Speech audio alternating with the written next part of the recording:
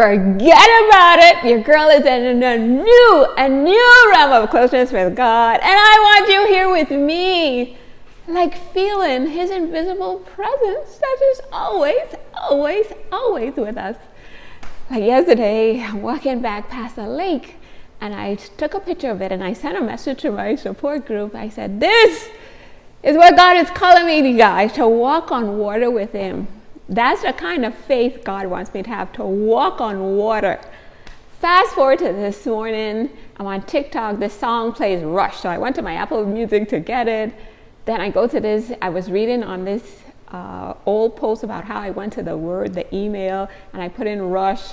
And I felt God speaking to me through an old email that showed up there. So I did the same thing today.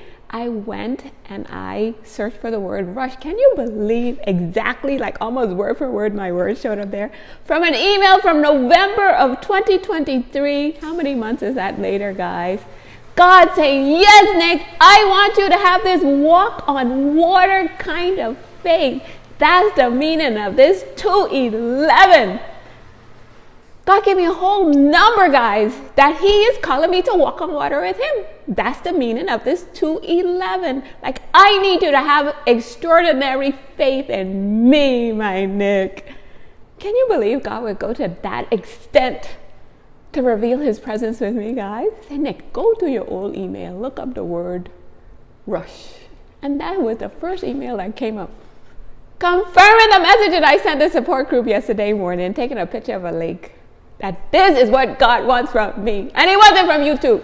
To have this walk on water kind of faith, knowing that he's the one holding us by our hands, guiding us, loving us, directing us, approving of us, loving us beyond what any human love can ever give us, guys. So I was talking to my brother Kevin. He said, I had a choice. Like, I don't have to be at work tackling this business. I could be the spoiled housewife under hubby. But I realized that I do have a choice. The choice is either I'm going to do what Nick wants to do, or I'm going to do what God wants me to do. So those are the two choices, guys. Do what you want or do what God wants. So I pick door number 2. I'm going to do what God wants, even though it's hard. Extremely hard at the moment, guys. I'm like, God, this is too hard. And he just tells me, suck it up, buttercup. But for this God who goes overboard for me, overboard for me, I say, God, anything to please you. I'm your girl.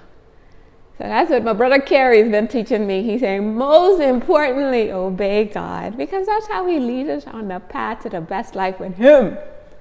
Not always the easiest path, but it's the best path for us individually. And just feeling this closeness with God, guys, that you don't lose with God, guys. And the reason you don't lose with God, because when you feel this peace and joy from knowing that the creator of the whole entire universe is walking with you, protecting you, guiding you, holding you by your hand, and is with you 24/7, advising you.